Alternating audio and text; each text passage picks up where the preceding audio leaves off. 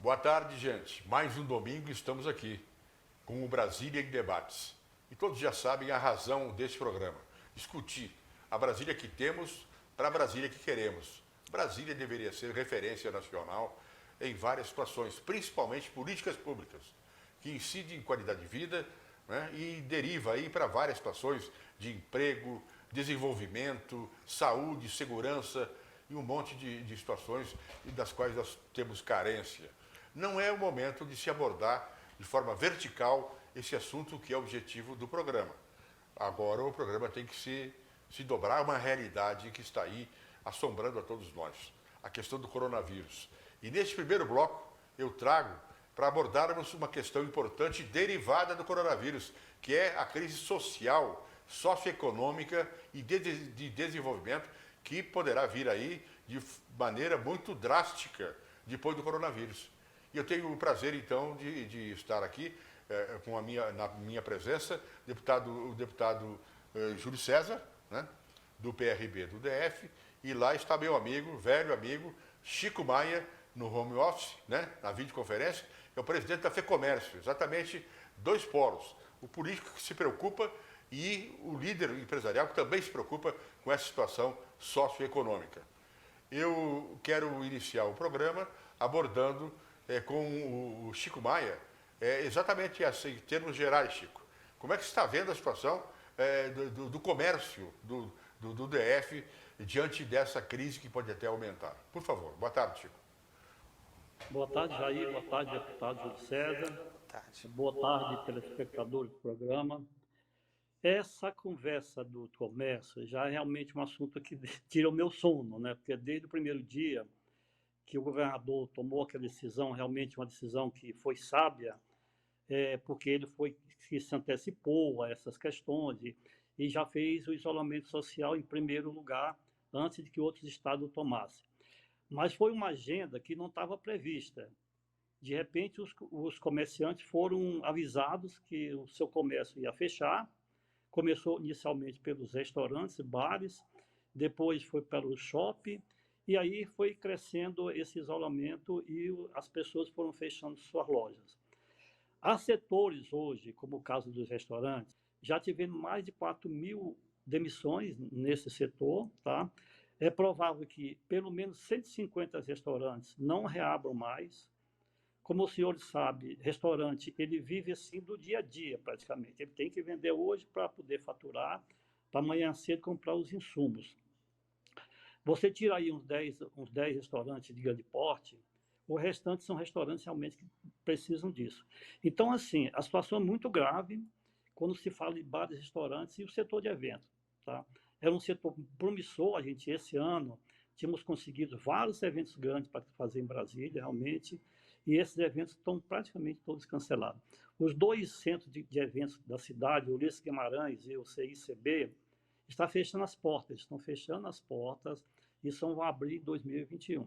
Deputado, é uma situação séria, né? É uma radiografia que ele está fazendo, porque ele tem conhecimento da área, líder, né, da FEComércio, presidente. Qual é a sua opinião sobre isso? Com certeza, né? Eu tô dando risada aqui porque chamou eu de Julinho, né? Assim, achei bem... primeiramente, é um prazer poder estar aqui participando. Julinho é mais popular que deputado Júlio César. Ah, é verdade. A gente já tem umas passagens juntos, né? Foi, é verdade. Né? Então, para mim é uma honra poder estar aqui junto com você, Jair, aqui Brasília em Debates. Só fazendo uma pequena retificação, nosso partido ele mudou de nome, hoje é Republicanos. É o nome que nós estamos aderindo agora. Mas continua PRB? Não, PRB saiu. Não, saiu? E agora nós somos Republicanos. Só Republicanos.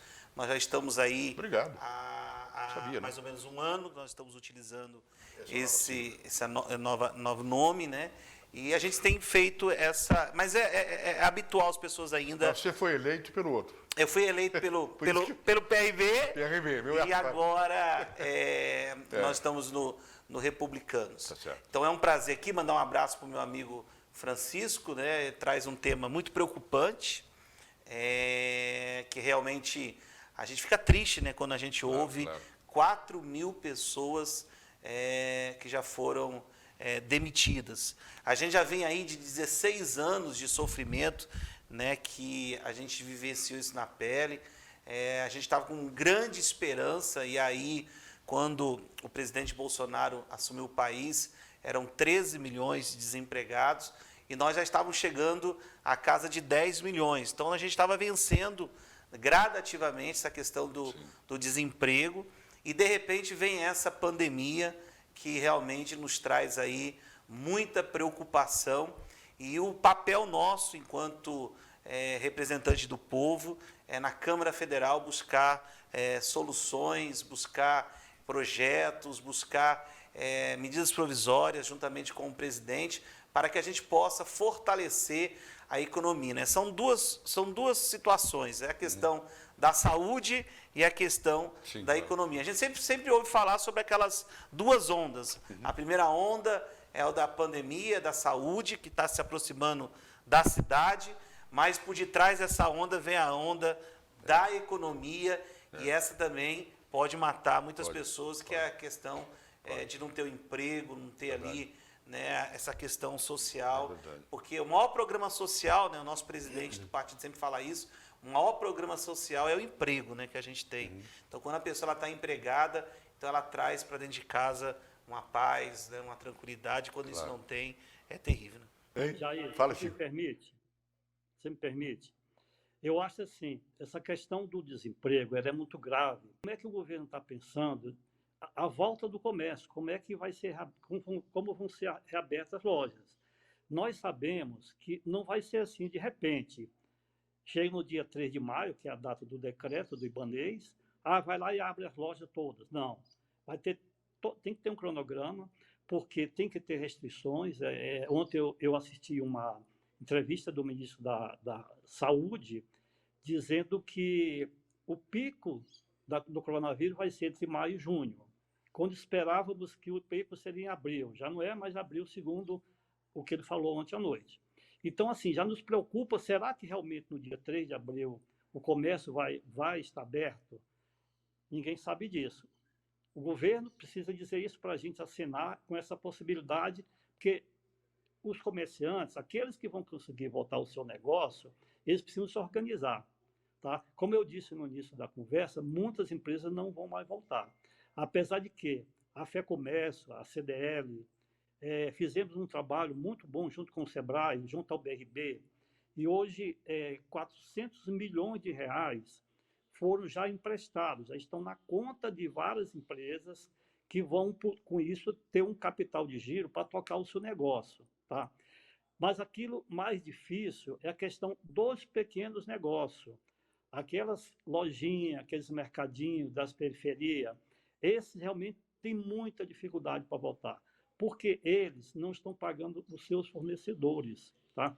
Eles não têm capital de giro. E conseguir dinheiro no banco para esse tipo de empresário é muito difícil, o cadastro deles normalmente não passa. Então, assim, e o banco é uma atividade comercial, não é uma atividade social. Era importante, talvez, que tivesse um programa social, e aí acho que o deputado pode ajudar muito nisso, um programa social a fundo perdido para esses pequenos negócios, para que eles retornem, porque é o comércio e serviço que sustenta a economia de Brasília. Tá? O GDF vai ter assim, uma queda estrondosa na sua arrecadação tributária, porque ele não está tendo vendas.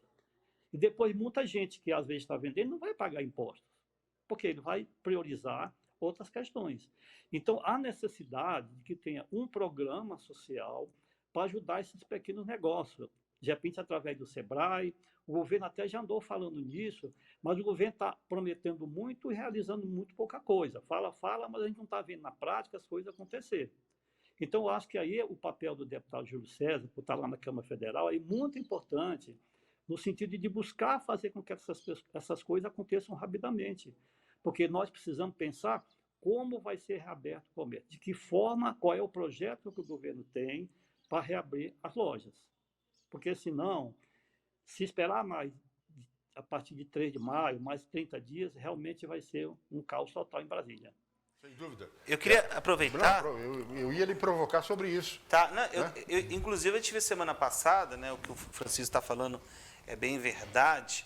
eu estive reunido com o governador, com o Valdetário, e a gente levou ali o segmento da beleza, né? Porque esse segmento, Francisco, também está sofrendo, como todos estão sofrendo. E nós levamos uma proposta para o governo de a gente poder abrir, né, de forma, não assim, de uma vez, como você mesmo falou, com hora marcada, fazendo com que eles sejam os próprios fiscalizadores, ou seja, eles mesmos comprar luva, comprar as EPIs, vamos dizer assim, para justamente poder facilitar e, ao mesmo tempo, eles poderem voltar a trabalhar. Claro que a gente não quer ver aglomeração, até porque o Mandetta falou, e, na verdade, está claro que o grande pico é agora em maio, né? A gente pensou que seria em abril, na verdade, vai ser em maio.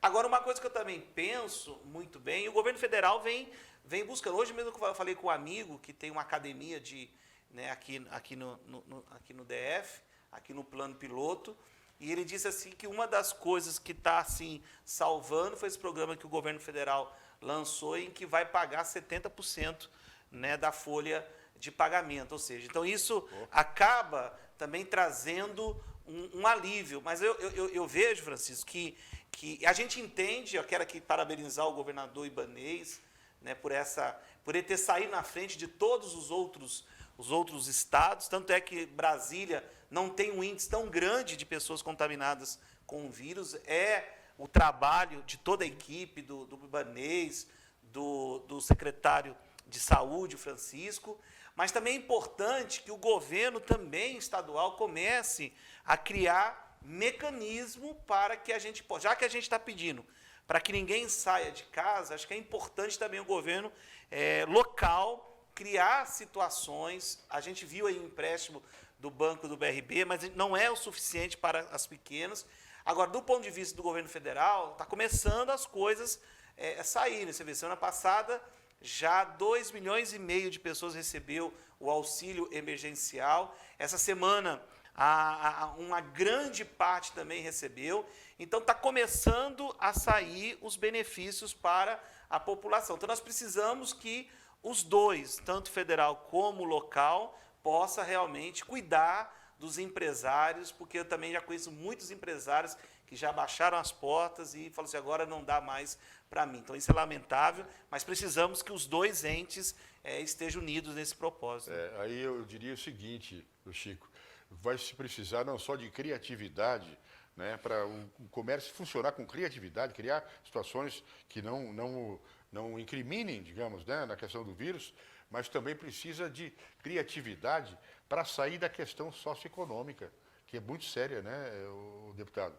Chico, me preocupa muito, eu sei que você tem essa preocupação, depois eu vou perguntar para o deputado aqui também, é o seguinte, essas pessoas que estão fora, digamos, da questão do cadastro limpo, do nome limpo, muitos microempresários que sofrem, aí vem os MEIs, vem outras, né, baixando a pirâmide aí, muitas pessoas não têm condições de tomar esse dinheiro como empréstimo, só por doação, porque ela não tem capacidade de pagamento segundo os critérios. E aí? Viu, Jair? Mesmo que ele tenha um cadastro limpo, aí chegar lá, o banco existe dele uma Garantia? Uma garantia. Tá? Aí ele também não tem a garantia. Não tem. E às vezes ele precisa de 100 mil reais para resolver a questão desse, e ele não tem os 100 mil reais, que o banco não faz, porque o banco segue regras do Banco Central, ele realmente não pode fazer isso. Então a gente tem que insistir nessa questão social, precisa arrumar uma fórmula de socorrer essas pessoas, e o SEBRAE é o caminho. O SEBRAE foi criado com esse objetivo de apoio aos micro e pequenos negócios. Então, eu acho que o governo tem que concentrar no SEBRAE e não tirar dinheiro do SEBRAE, como ele está querendo tirar, para que o SEBRAE realmente consiga resolver essas questões do pequeno empreendedor. Sem dúvida. Eu trouxe aqui domingo passado o Antônio Valdir, presidente do SEBRAE DF, ele está preocupadíssimo com isso. Uma questão a ser resolvida ainda, eu acho que não está fechada. Eu vou provocar agora o deputado numa outra questão, é o seguinte, dentro da Câmara dos Deputados, o que tem lá, assim, noticia para a gente, desculpe, eu tenho que estar informado, mas quero que você informe para a gente. O seguinte, o que é que tem de projeto de MP que venha contemplar alguma coisa das necessidades sociais que nós temos aqui e vão ser maiores lá dentro da casa? Olha, a Câmara Federal ela tem contribuído muito, né, para a gente poder vencer essa crise, né? Acho que é importante ressaltar que nós já aprovamos o estado de calamidade, foi aprovado por aquela casa, que dá uma flexibilidade para que o presidente possa emitir com tranquilidade essas medidas provisórias, para que ele possa realmente, né, dar uma alavancada. Então, o governo hoje não tem tantas amarras, vamos dizer assim, por causa da responsabilidade fiscal. Então, acho que a casa liberou, deu para ele, vamos dizer, um cheque em branco até o final do ano, para que ele possa realmente ajudar a população e também os empresários.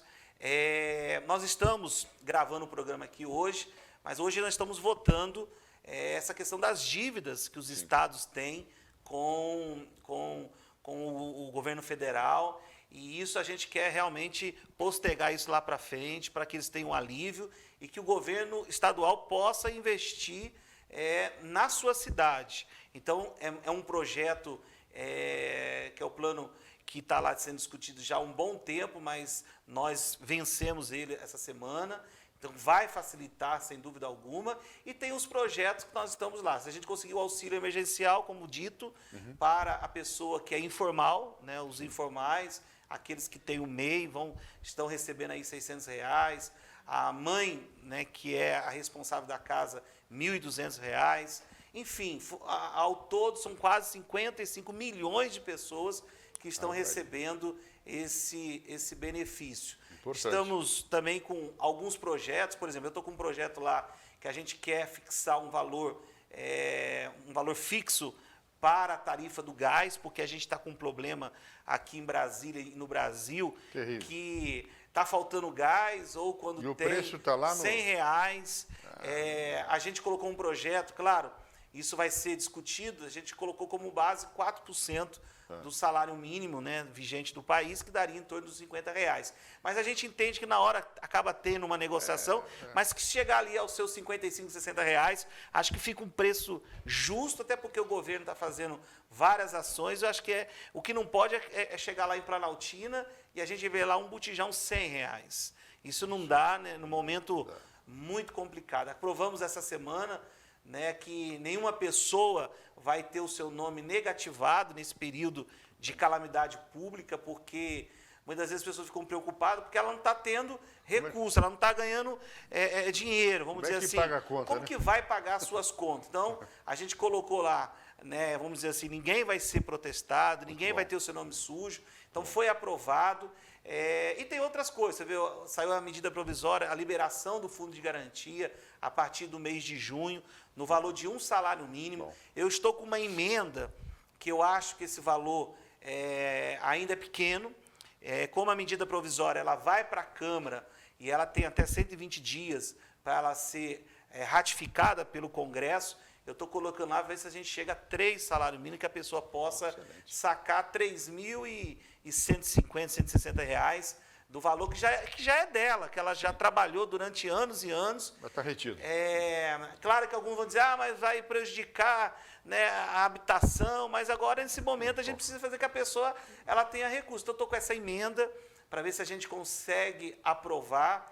O Paulo Guedes, ministro, tinha falado no início que seria R$6.000, mas aí também eu acho que eu entendo, e o Francisco aí sabe disso, aí também a gente não pode extrapolar muito, eu acho que tem que ter um equilíbrio. Vem coisa para frente aí, mas né? que eu vou tentar chegar a 3 salários mínimos para poder ajudar as pessoas que têm um dinheiro lá há muito tempo parado. E outros projetos que tem na casa, na verdade, toda hora a gente tem projetos para poder votar, e a nossa missão, a nossa meta é votar tudo em relação ao Covid, ao Covid-19. Então, tudo que for para poder ajudar nesse combate, a gente vai fazer. Eu quero registrar que a bancada do DF é uma bancada unida, uma bancada que realmente, atendendo até mesmo um pedido do governador Ibanez, cada um tinha colocado, né, no valor de bancada em algumas áreas.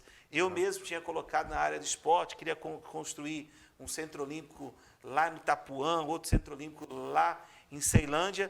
Nós resolvemos pegar todos esses recursos, em torno de 80 milhões, e nós colocamos tudo para o combate do Covid, para a compra de respiradores, compra de ventiladores, EPIs. E uma boa notícia, foi pago essa semana já está na conta do GDF, e nós estamos fazendo a nossa parte para que a gente possa realmente vencer esse vírus. Que maravilha.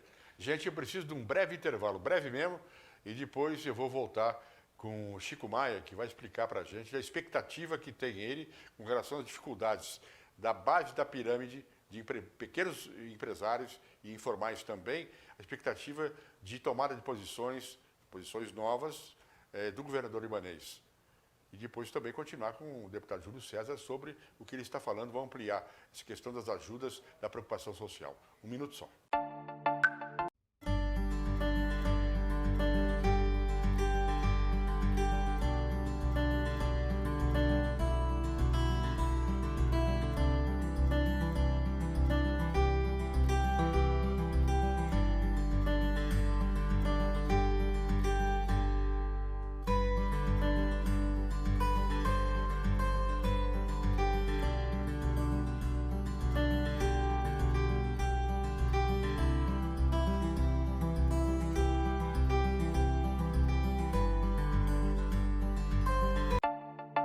Eu tenho uma última questão a colocar para o presidente da FEComércio, Chico Maia.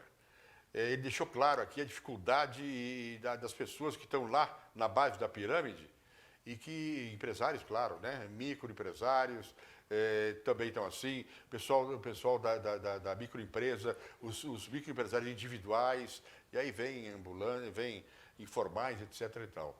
Qual é a sua expectativa, Chico, para a tomada de posição do governador com relação a essa base de pirâmide que tem que receber doações, né?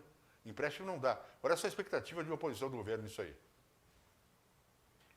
Desde que eu assumi a Federação do Comércio, em abril do ano passado, eu iniciei um diálogo com o governador libanês, e hoje, assim, a nossa conversa de setor produtivo com o governo do Distrito Federal é fantástica, maravilhosa. Tem um canal aberto, a gente leva nossas demandas, o governador discute com a gente. Nessa questão aí dessa crise do coronavírus, foi formado um comitê dentro do Palácio e as entidades do setor produtivo foram chamadas para participar desse comitê. Tanto que nenhuma decisão com relação ao setor produtivo, ela é divulgada sem antes ter uma consulta ao setor produtivo, tá? Então, assim, eu acredito que o governador Ibanez, tudo que ele possa fazer no sentido de ajudar a que essa economia seja reerguida, ele vai fazer. Mas, evidentemente, quando eu falei de empréstimo social, não depende do governo local, porque o governo local não tem recurso para isso, não é a função dele, tá? É uma função política, mas não é uma função econômica, não tem dinheiro para isso, ele tem que buscar lá no governo federal, tá? E que se não houver isso, realmente vai haver um colapso total, como eu já falei, tá? Mas o governador está realmente ligado nisso, toda a assessoria, no sentido de buscar essa ajuda para que a gente segure o pequeno negócio. Porque o pequeno negócio é realmente que emprega muita gente, tá? É o autônomo que está com dificuldade. Hoje nós atendemos 2.500 pessoas por dia, em Taguatinga, Ceilândia e Gama, tá? Então, assim, tem gente que não tem dinheiro para recomeçar mesmo. Então, se não incentiva do governo, não vai funcionar. E o governo está com toda a boa vontade. Percebe todas as vezes que nós temos reunião, e nós vamos ter reunião hoje ainda sobre isso, que o governo está sentindo que precisa ajudar essas pessoas. Porque senão, você vai ver aí legiões de filas e mais filas na cidade de pessoas famintas, procurando comida, o mínimo comida para poder sobreviver, porque não terá emprego para ninguém. E outra coisa importante, a necessidade agora, primeiro que o comerciante tem que se reinventar. Aquele que se reinventar vai conseguir sobreviver. E precisa também reciclar essa mão de obra que está perdendo espaço agora. Nós temos lá o SENAC e nós oferecemos isso numa carta enviada ao presidente Bolsonaro, que ele nem leu a carta, onde a CNC ofereceu R$ 1 bilhão para que fosse feito um trabalho, não só o trabalho social através do SESC, mas como a reciclagem dessa mão de obra para ocupar novos postos de trabalho que vão acontecer, porque muitos postos de trabalho vão sumir, a gente sabe disso. Quando a pessoa abrir a loja dele lá no shopping, ele não vai precisar mais de 10 funcionários, vai precisar de 5, vai precisar de 3. E esse restante vai trabalhar onde? Então, ele precisa ser reciclado para ser reintegrado no mercado. Então, assim, o governo, em vez de ler a carta do presidente da CNC, eles resolveram mandar um MP para o Congresso, um MP que é inconstitucional, um MP cruel, um MP que é ideológica do Paulo Guedes, porque antes dele assumir o cargo de ministro, ele já avisou que ia meter a faca no sistema S, e ele tentou durante esse tempo todo, não conseguiu, porque a base nossa no Congresso ela é muito forte. E aproveitou-se desse momento e mandou cortar 50% dos nossos recursos. Para vocês terem uma ideia, quem paga o sistema S hoje são as grandes empresas, as grandes corporações, empresas do Simples, pequenas empresas, não pagam o sistema S. Só 5% das empresas nacionais contribuem com o sistema S. Tá? Se ele tira 50%, isso significa a desoneração de folha de pagamento que ele está fazendo, significa R$ 700 que cada empresa vai economizar. Aí eu pergunto o seguinte, será que uma Ambev, uma Coca-Cola, que vai economizar R$ 700 porque deixou de contribuir para o sistema S, vai conseguir criar um emprego novo? Claro que não. Claro que não, gente. Então, eu queria aproveitar aqui para pedir ao deputado Júlio César que nos defendesse lá na Câmara, no momento que a CMP for ser votada, tá? Para que a gente consiga ou reduzir, sei lá, para 20%, para 10%, tipo assim, não, está dando uma contribuição social, que não é a verdade, não é essa. Porque o dinheiro não é dinheiro público. Esse dinheiro é dinheiro das contribuições das empresas. Nós não estamos tirando dinheiro do governo para investir no sistema S. Então, eu gostaria, mais uma vez, de pedir ao deputado, que é um deputado realmente que é atuante na votação da SNP 932. Ok, Jair? Chico, obrigado pela sua presença. Eu sei que você tem compromisso, inclusive sei que você vai estar com o governador e não se preocupe não, que você vai ter que voltar aqui, viu? Espero em condições melhores, né deputado? Mas eu vou agradecendo você, está liberado. Eu fico com o deputado Júlio César aqui para responder, inclusive, essa colocação última que ele fez. Sei que você tem até emenda a esse respeito sua lá, não tem? Mas não é nesse projeto, é em outro projeto que a gente, preocupado com as empresas de radiodifusão e comunicação, nós tínhamos feito um período que pudesse ser abatido alguns impostos, e aí onde estava entrando também a questão do sistema S. Mas aí veio a MP, né? E aí, na verdade, você acaba perdendo objeto nessa daqui. Agora, o que o Francisco falou, acho que é importante, e eu aqui analisando o que ele falou direitinho, na verdade, ele falou no início que ele ofereceu ao presidente Jair Bolsonaro um valor, né? Acho que foi 1 milhão, né? Foi? 1 milhão que ele falou, para se colocar à disposição nesse momento. E também falou que muitas vezes quando você abate da empresa, não quer dizer que a empresa vai ficar responsável de ter um funcionário ou não. Sim. Eu acho que eu vou criar uma maneira de a gente poder amarrar, na verdade, esse valor que está sendo deixado de ir para o sistema S, que também não fique com a empresa, a gente buscar que garanta que realmente a pessoa ela não seja mandada embora, porque hoje o que nós precisamos é ter as pessoas com emprego, né? Se a gente não tiver um emprego, sem dúvida alguma. Agora, é importante, né, como ele mesmo disse, que o sistema S é importante, mas muitas das vezes é importante demonstrar o que está sendo feito. Sim, claro. Porque muitas das vezes, se a gente perguntar aqui em Brasília, olha, o que o sistema S está fazendo, muitas pessoas vão saber que não sabem. Então, acho que é importante divulgar, sim, até mesmo para que chegue, né, ao ministro, chegue ao presidente e que vê que realmente aquele recurso está sendo voltado e direcionado para a população, que, como ele mesmo disse, é um recurso não do governo, mas sim um recurso da população. A informação é base de tudo, né? Faz justiça, né? Não há dúvida.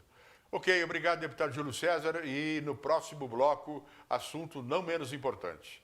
O doutor Ricardo Tavares, ele é secretário adjunto de saúde e vem aqui para conversar com a gente tudo, esclarecer tudo, sem falácia, sem terrorismo, sem alarme e também sem menosprezo. Tudo sobre o coronavírus do DF.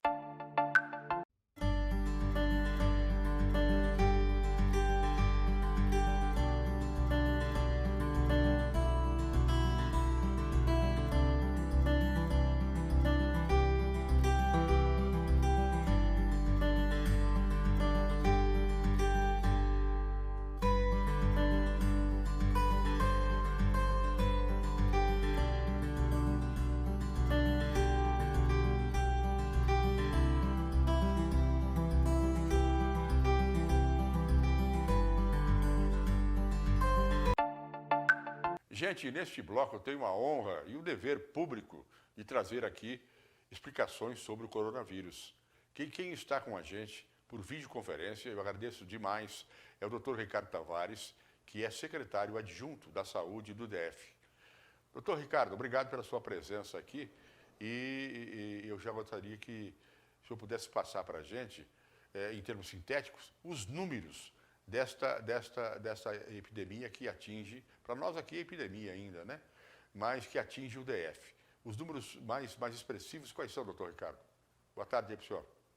Boa tarde a todos. Hoje, no último, sempre informa um boletim no final do dia, porque esses números eles vão sendo variados à medida que os exames vão ficando prontos no laboratório LACEN. Então, de acordo com o último boletim, nós tínhamos 618 casos confirmados e 14 óbitos aqui no Distrito Federal. 600 e poucos casos confirmados. Desses 600 e poucos, nós já sabemos que há hospitalizados e há pacientes em domicílio. Desses 600 e poucos, o senhor tem um número? Quem está no hospital? Quais são os pacientes de maior risco? E aqueles que estão em casa, a situação deles é qual? Poderia nos adiantar isso? Sim. A gente tem que a média mundial, né, em torno de 10 a 15% desses pacientes confirmados, eles têm indicação de internação hospitalar. Então, a gente tem uma média de pacientes internados, de torno de 60 pacientes internados, tanto na rede pública como privada. Os pacientes em estados mais graves são os que estão na UTI, né, girando em torno de uns 14, 15 pacientes, sempre variando um pouquinho no decorrer do dia, porque a rede do Distrito Federal ela é ampla, né? Nós temos, somando a rede pública com privada, a gente chega a quase 5 mil leitos. Desses 600 e poucos pacientes que adquiriram o vírus, pode-se colocar um percentual de 5% deles que possam vir a ter problemas complicados graves. Desses 600, 30% seria em torno de 5%, em torno de 30 pessoas, não? Isso, mas é essa média que a gente tem, né? Tem um estudo que saiu na Science que mostra que 86% dos pacientes eles se mostram assintomáticos, ou seja, são aqueles pacientes que se tornam infectados com coronavírus, só que eles não apresentam sintomas nenhum. E essas pessoas são os vetores, são eles que vão transmitir a doença para outras pessoas. Dos pacientes que apresentam sintoma, 79% dos casos foram contaminados dessas pessoas que não apresentavam sintomas nenhum. Essa pandemia mundial, a doença se espalhou dessa forma rápida no mundo inteiro e no Brasil está acontecendo isso. A gente conseguiu frear, e o Distrito Federal ele teve, eu diria que a gente foi até usado no início, foi bastante criticado por alguns setores, mas a gente conseguiu um achatamento importante. Só para o senhor ter uma ideia, nos estudos iniciais da UNB a gente tinha uma previsão já para o mês de abril de cerca de 7 mil mortes no Distrito Federal. E as medidas de isolamento social ajudaram, com certeza, e foram eficazes para justamente a gente fazer um achatamento da curva para que o sistema de saúde pudesse ser preparado para atender esses pacientes com coronavírus. E não esquecer essas outras doenças, né? Porque hoje em dia só se fala em coronavírus, mas as pessoas continuam tendo complicações de diabetes, de hipertensão, tendo infarto agudo do miocárdio, as outras doenças continuam. A única redução que a gente teve de fato foi dos politraumatismos, que realmente, em função do coronavírus, do próprio isolamento social, as pessoas ficaram mais em casa, então o número de acidentes automobilísticos, de politraumatismo, realmente reduziu nesse período. Você está dizendo, porque há controvérsia, as pessoas até fazem até piada, de mau gosto, obviamente. Quer dizer, só o coronavírus está matando. Tem tanto tipo de doença que são doenças fatais e que assolam também a nossa população. Quer dizer, diante da situação de internados em estado de alto cuidado do coronavírus que temos aqui, quer dizer, o coronavírus, se for o caso, né, Deus o livre, vai matar menos gente do que as outras doenças, né, doutor? A previsão é essa, graças às medidas adotadas, né? Tudo que foi feito até hoje, todas essas medidas, por mais difícil que seja, né? Então, assim, eu vou dar um exemplo familiar, né? Desde o carnaval eu não vejo minha mãe. Minha mãe passou ontem praticamente o domingo de Natal sozinha, porque ela é uma senhora, tem comorbidades, todos os filhos têm crianças, e aí a gente tem evitado esse contato justamente para proteger ela, porque a gente pode estar transmitindo para ela e estar assintomático. Então, eu sei que é muito complicado para a população inteira, então eu acho que o governo ele foi muito assertivo quando ele fez as medidas iniciais, né? Principalmente começando com as escolas. No começo ninguém entendia por que parar as aulas, e a gente teve um resultado muito claro do que foi esse impacto. As crianças, os adolescentes, eles são vetores, na maioria das vezes eles vão desenvolver essa doença de uma forma mais branda ou assintomática, sem apresentar nenhuma sintomatologia. Só que eles são transmissores da doença, né? Uma vez infectados, eles transmitem das pessoas que estão convivendo. E a gente viu isso com as crianças afastadas da escola, né? A próprio período agora que a gente tem em Brasília, é típico, a gente tem uma crise de bronquiolites, né? Infecções de vias aéreas superiores em crianças que estão em creches, que estão nas escolas, e a gente vê os nossos ambulatórios, os nossos pronto-socorros de pediatria numa fase mais tranquila, o que não era comum no Distrito Federal. Se for olhar anos e anos atrás, sempre essa época do ano, todo o pronto-socorro de pediatria estava lotado, não tinha leito para internar as crianças, e só de a gente ter feito essa fase de isolamento, começado com as crianças, a gente já até teve um fator positivo em uma outra doença, que é as bronquiolites da sazonalidade da própria época do ano que Brasília passa. Doutor, a obrigação nossa, evidentemente, nossa que eu digo, da Secretaria da Saúde, dos veículos de comunicação, enfim, das pessoas de responsabilidade, não brincar com essa situação, com a prevenção. Mas há muito fantasma aí, não é? Muita coisa, muita falácia. Eu gostaria que o senhor explicasse para a gente o seguinte, quer dizer, o coronavírus, ele tem uma incidência, claro, mortal, mas em que situações, por exemplo? Eu vou lhe pedir uma palavra específica. A pessoa que adquire uma gripe, ela pode evoluir a gripe para coronavírus necessariamente ou não? Não. Primeiro que, assim, a gripe, existe vários vírus que causam gripe, né? A gente se vacina contra o vírus da influenza, por exemplo, que a gente já teve uma epidemia no passado, que é a epidemia do H1N1. Então, hoje a gente faz a campanha de vacinação anual da influenza. Por que anual? Porque o vírus ele sofre mutação e a cada ano a gente tem cepas diferentes de vírus. Então, por isso que a gente precisa se imunizar todo ano, né? Principalmente o público-alvo que faz parte da campanha de vacinação, os idosos, trabalhadores de saúde, aquelas pessoas que têm mais contato com o público. Você pode ter uma gripe por umas N séries de outros tipos de vírus que vai ter uma gripe comum. Você vai ter um períodozinho de febre, dor no corpo, astenia, nem tudo é coronavírus, né? A gente precisa ter cuidado até para não ter um pânico na população e achar que eu estou tossindo, tive uma febre hoje, eu já estou com coronavírus. Não é assim também. Então justifica a pessoa que tem uma gripe ficar em casa, se cuidar, não ir a lugares, não é, mais agitados, mais volumosos do ponto de vista humano, porque ela é suscetível, ela está ali com possibilidade maior de adquirir, né, de ser contaminada, é isso? Do que a pessoa sã. Porque uma pessoa que tenha a contaminação, tenha, digamos, o vírus, e por alguma razão de descuido, ela transmita pela saliva, já se sabe, né, pelas gotículas. Para uma pessoa sã, a pessoa sã pode até ter resistência e não adquirir. Mas se a pessoa está gripada, é fácil.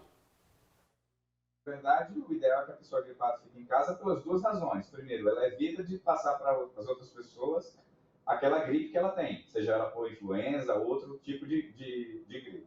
E se ela está gripada, ela já tem um estado imunológico um pouco mais baixo, então ela está susceptível, ela pode contrair uma outra. Não é comum, né, ter a associação de dois vírus ao mesmo tempo, mas pode acontecer.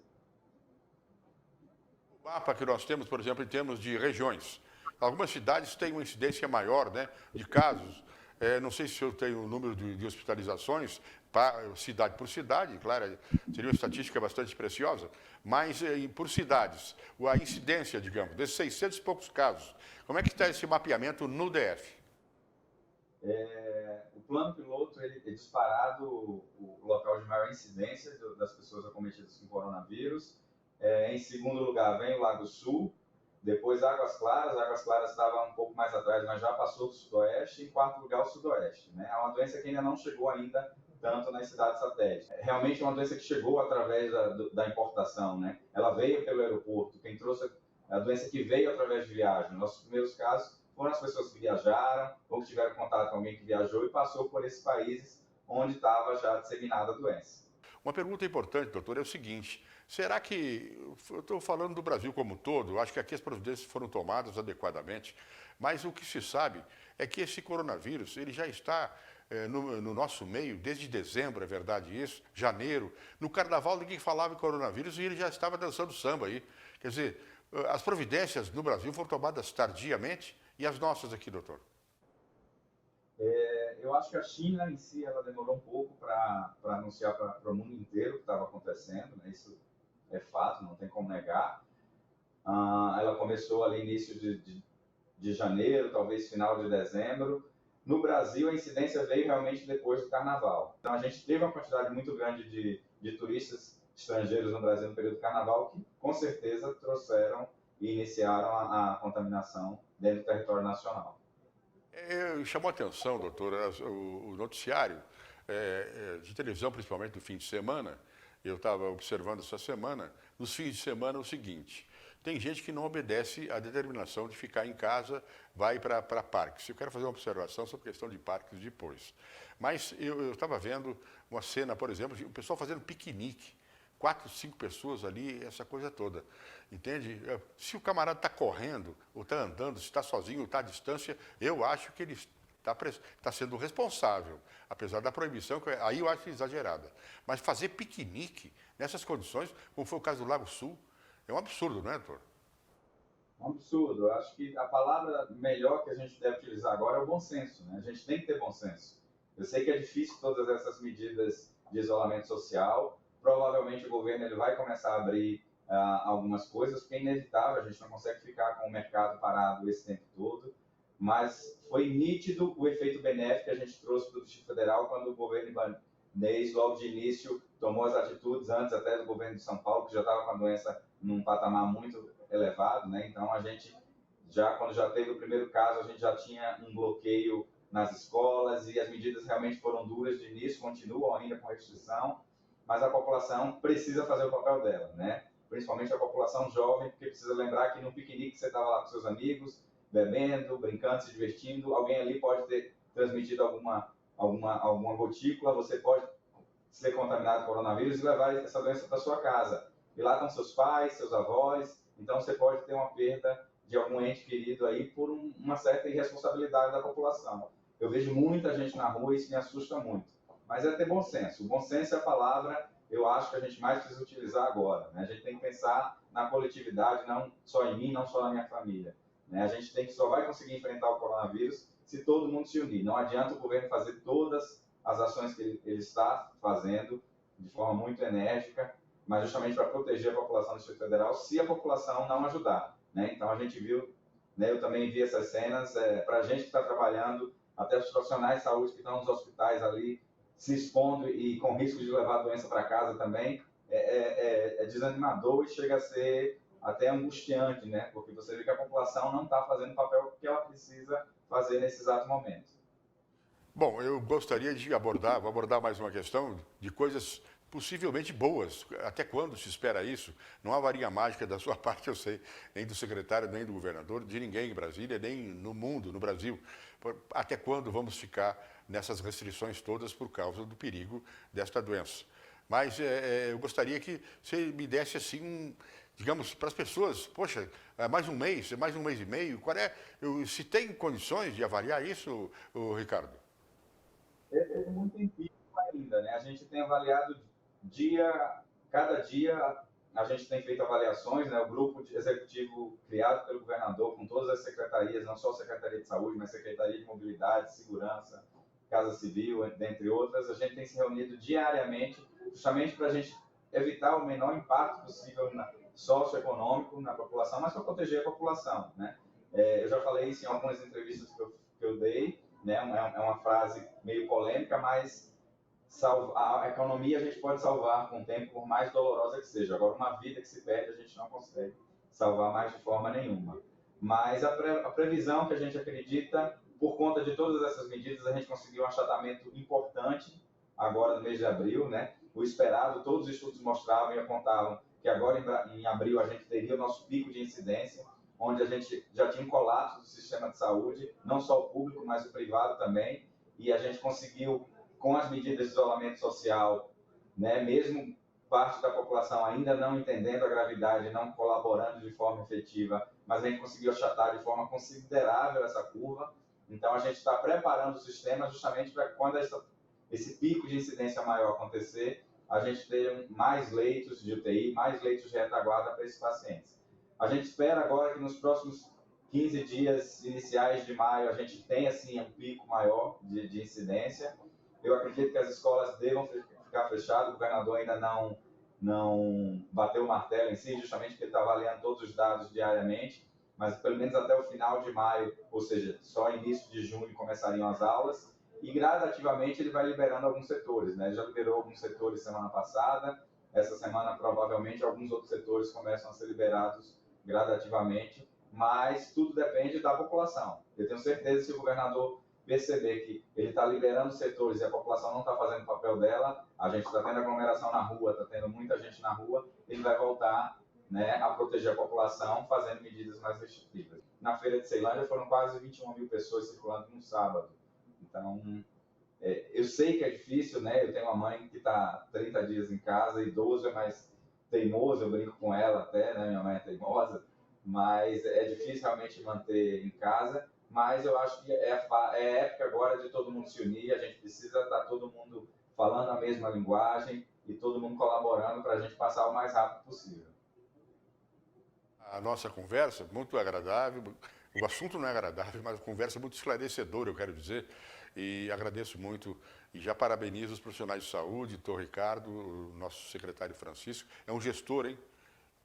A questão foi colocada há muito tempo em Brasília, fica para outra conversa depois, com o próprio Ricardo, com o Dr. Francisco, a questão da saúde era muito de gestão aqui.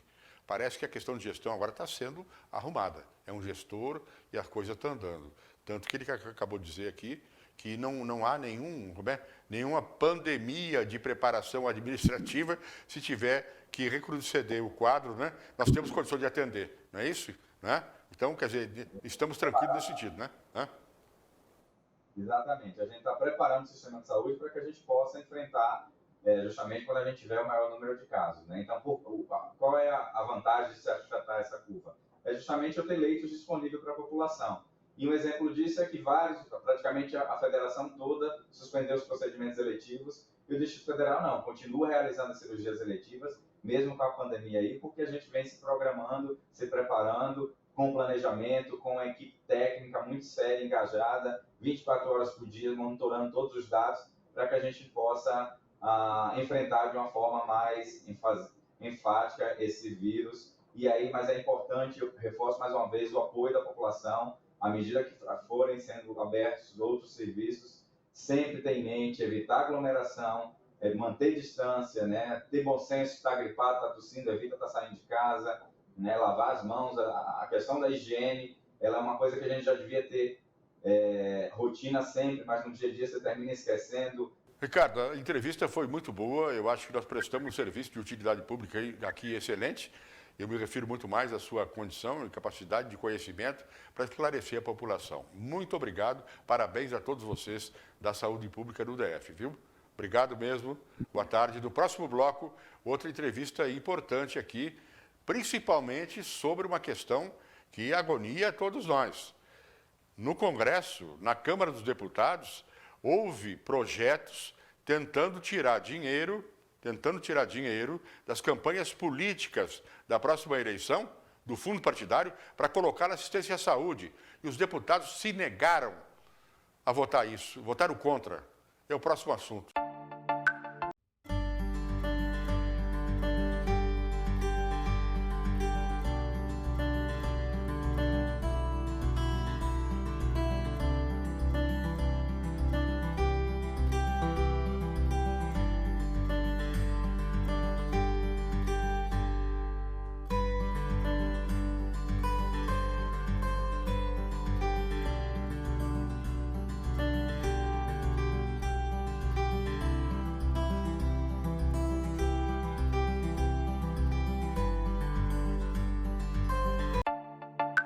Bom, neste bloco eu tenho a presença, com muita honra, da deputada paranaense do PV do Paraná, Leandre Dal Ponte, que é uma mulher dedicada à causa dos idosos. Participa da Comissão de Defesa dos Idosos na Câmara.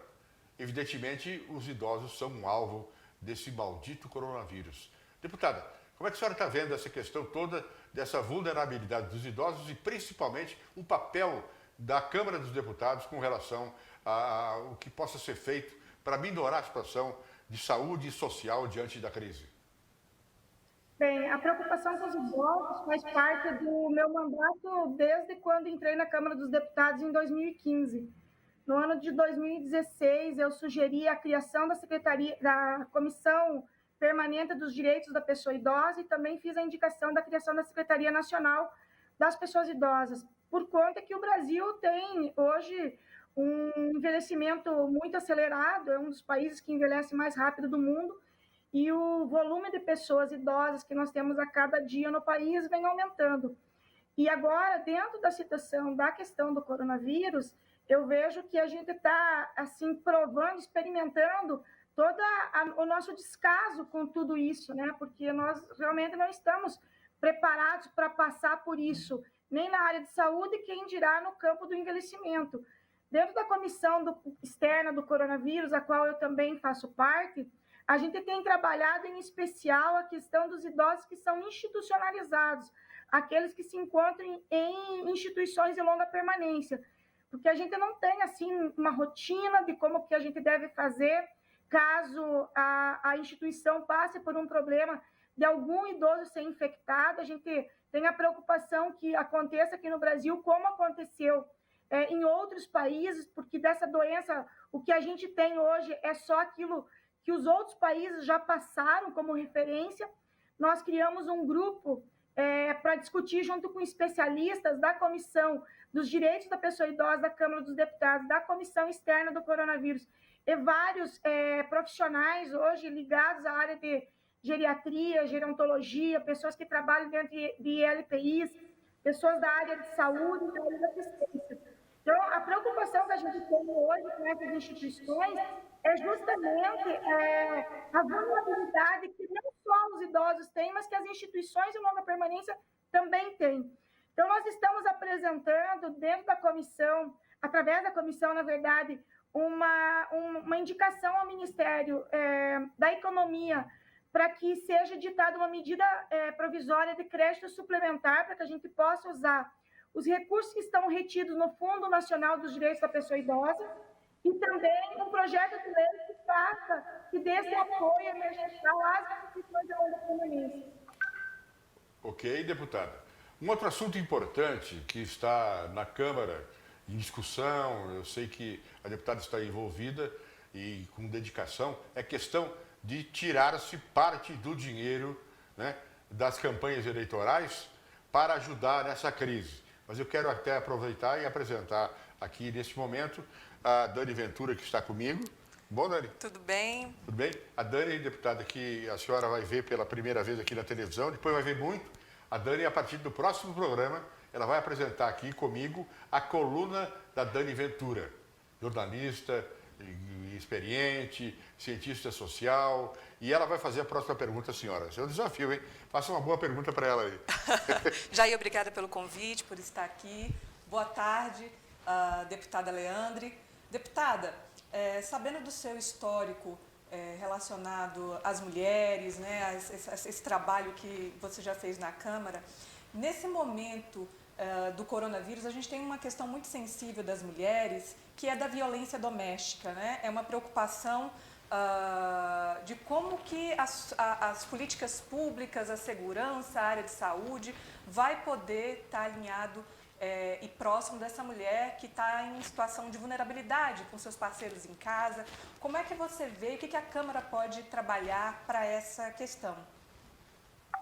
A gente tem discutido muito isso. Eu, quando tive a oportunidade de ser procuradora da mulher na Câmara dos Deputados, no ano passado, a gente pôde conviver com diversas denúncias trazidas pelas mulheres, porque você imagine, quando elas vêm se expor numa casa como é a Câmara dos Deputados, que tudo ali é público, é porque ela não tem mais a quem recorrer. Então, a gente teve, assim, muitas demandas vindas de muitas mulheres pedindo socorro.